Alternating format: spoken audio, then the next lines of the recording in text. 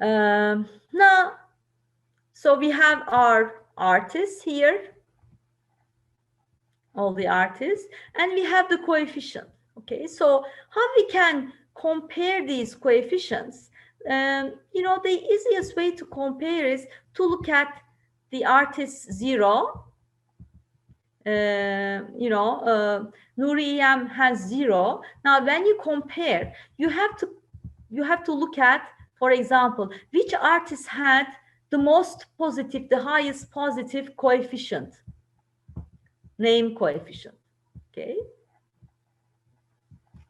So you will see that Osman Hamdi will have the highest coefficient artist. So that means the prices of Osman Hamdi increased more compared to Nuri EM during the period, and then comes Ibrahim Çallı. So that indicates that at that time, not the contemporary artists, but mostly old masters, Turkish artists, were the main driving forces of Turkish art market, and which is not wrong to say that. Now, going back, what is interesting here is, if you want, let us compare the following thing. Now, if we compare the return to art from 1990 to 2005 and return to gold, return to US dollar, Turkish lira, and return to consumer price index. And we see that, except the stock market, we see that collecting art created higher returns, average returns, than all the other items, higher than inflation, higher than gold returns, and higher than dollar Turkish lira exchange rate. So I think this is important. But on the other hand, look at the standard deviation. Art gave us a very high return during this period, but the standard deviation is very high. Okay, so standard deviation of art is higher than stock market, for example. And if you look at standard deviation of, for example, gold is very low. It's about 40%. Okay, or consumer price index, the standard deviation was 28.254. Okay. So these are the, we can put this in a graph, the late data. And again, the real GDP growth, and when we look at real GDP growth and everything, art returns really gave us a much higher return, especially in 1990s. And what we see as the as the control of inflation, we see with the 2000, we see a gradual decrease in prices, and art prices in Turkish lira also converged to and the high returns diminished. Most of these high returns of 90s were to cover, I'm talking about nominal returns, by the way, to cover for inflation. Here I don't want to continue with the other part. Maybe we can say a few things about psychic returns. These are the returns related to aesthetic pleasure, prestige, all this demonstration effect, satisfaction of collecting artwork, or all personal utility derived from owning the art object. So these are subjective returns. However, we can measure these returns in terms of monetary values. Okay, so I want to stop this presentation here, because there are other interesting presentations. So I will upload this presentation, but I'm not gonna. So this is only for the first, let's say, first.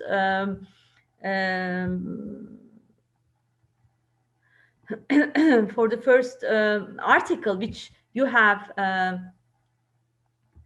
You have the reading, the article. Okay, so I want to continue with the concept of investing in art. And, the whole discussion is art an investment or something else? And I don't know, I gave an art talk last Saturday evening, and they asked me, what do you think?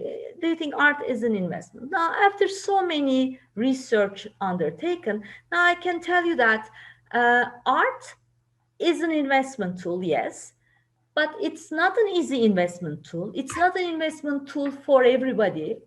And it's a long-term investment tool which needs a lot of information. And if you don't have information, then you need to purchase this information. So it's a market where there are lots of asymmetries.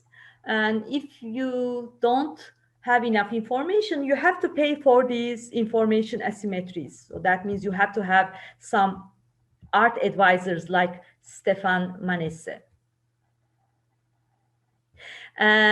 Exactly, Aliriza. So such a good explanation. Art is you invest in yourself. It's a passion investment. That's true. However, if you need to invest, then there are some factors to put in mind.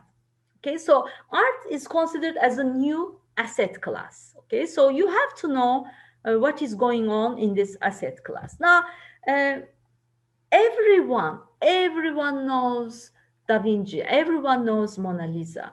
I mean, if everyone heard about Eiffel Tower, everyone heard about Mona Lisa as well. So the more an artwork is known, the more the artwork generates a conversational currency. That means something that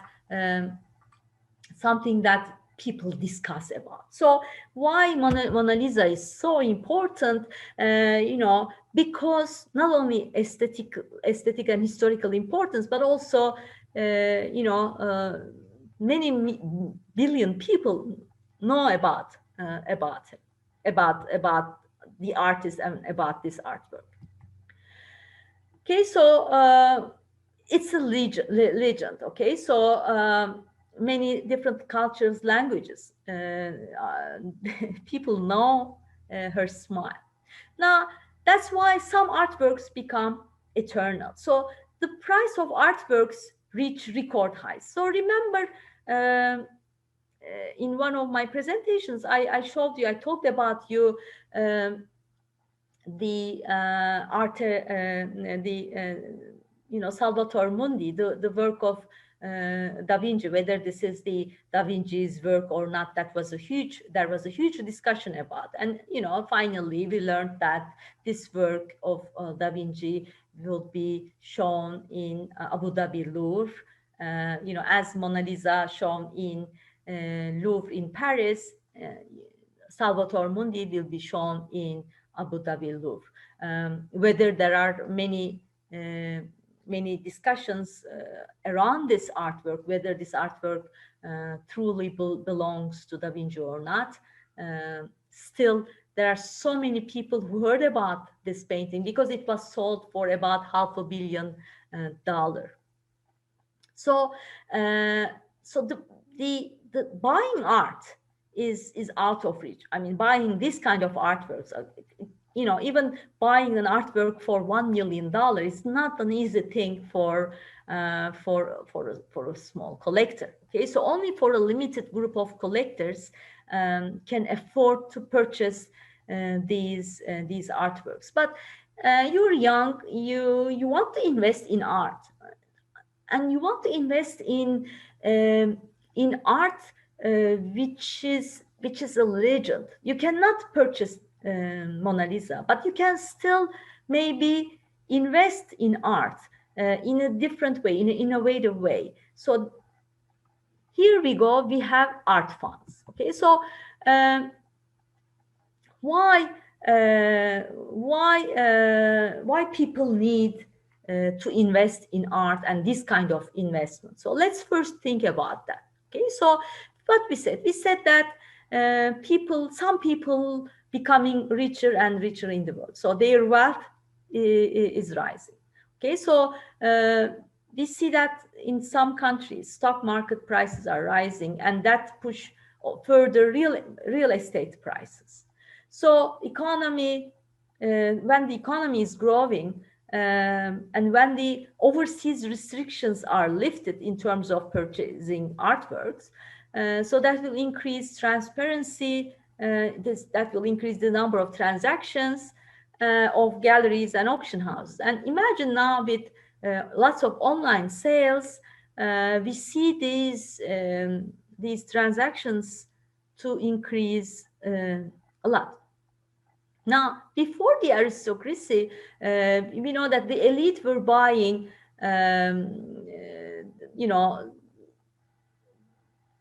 always. But now we see a young business class has emerged, and their buying style is different. So sometimes domestic artists may become very popular in international markets, and the expansion of wealthy non-residents also could have an impact to boost the art prices in the local market. Imagine that so many Arab investors invested in Turkey. They purchased houses, assets, stocks, and what if they start buying Turkish art? Can you imagine? I mean, we are talking about people who can buy 50 apartments in one day, okay, for their kids, grandchildren, etc. So what happens if they all of a sudden they start purchasing art?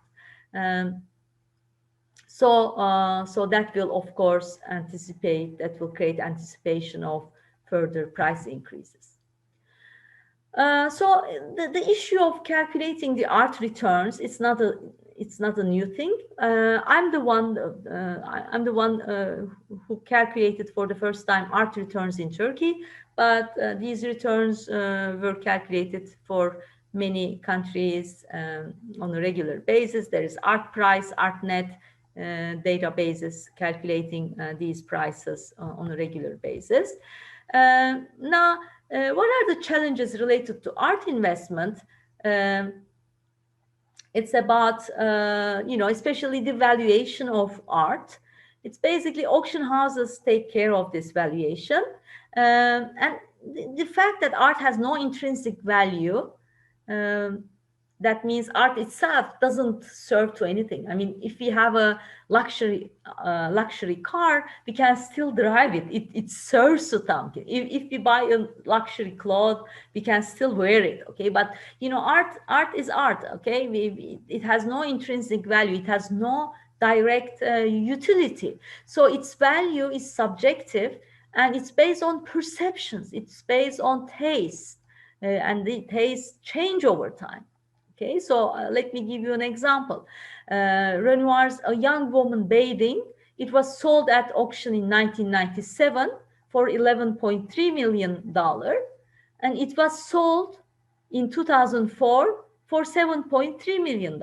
It's 39% of decrease. Okay, so why? Maybe today the price is maybe much higher. We have to check the price of Renoir's market. So there's a lack of transparency in this market. Asymmetric information is based on that. And as an art economics student, you're facing this lack of transparency. When you write to galleries, they do not answer to you because they don't want to be transparent, because they don't want anyone who just drops in to learn about what is going on. So that's why the demand for art is very subjective. It is driven by a handful of collectors and dealers who decide what is hot and what is not hot. So there are some gatekeepers. There's not enough information, and the information is very, very expensive. You have to have art advisor, or you have to have lots of hours to spend on reading. You have to read, you have to search on information on names, to have information. So with this lack of transparency, you have a lot of trouble in this market. Okay, so what are the challenges in art investment? I want to talk about this before getting into that. So let me see what are your questions. Um,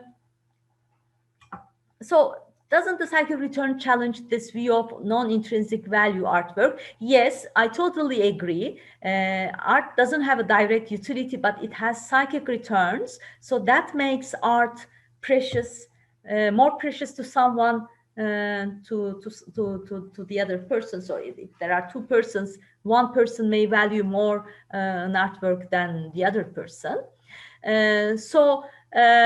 Okay, when I say there's no utility, it has no direct utility, but of course, art has psychic returns. I totally agree on that. So any other comments? And I thank you for this careful listening to me. And please ask questions, because today I just um, want to make everything, on their places, so that all these weeks of lectures, I want you to have these informations well structured in your vision now. So what are the challenges in art investment? Okay, so first of all, pricing. Okay, there is no properly evolved mechanism of pricing of artwork. Okay, so you had we have been working on art prices for 3 weeks, 4 weeks now. How to price an artwork, how to price an established artist, how to price a young artist. Okay, so we have concluded that there is no strict mechanism, strict rule. So there are pricing scripts, but they are not strict formulas. There is no well-defined way of price discovery for the artworks. We cannot estimate prices like we estimate stocks. Artist marketability, it depends on media, and the more you are successful in marketing your artist, the higher will be its prices, the prices of his artworks. There are no periodic returns. Don't expect, you purchased an artwork, don't expect that you will have a 6 months return as you generate from government bonds. So the investor will not know that his investment is worth on a regular basis. So art is mainly quantified in terms of auction sales. But we don't know the result of private sales. Okay, maybe two people decide each other to sell some artworks, but we don't know the prices, so we don't know the true market value of the artist in question. There are high transaction costs of buying, selling. So I'm talking about commissions of art auctions, auction houses, galleries receive some commissions. If you use some warehouses, you have to pay fees. There are transport costs. There are insurance costs. There are taxes, VAT taxes. There are income taxes. There are import duties if you import this artwork. So there are lots of high transaction costs which create challenges when you decide investing in art. Okay, so other questions? I think there's one more question, and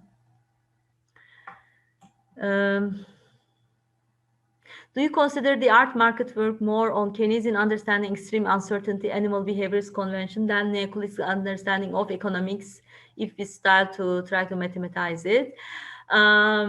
Yes, yes.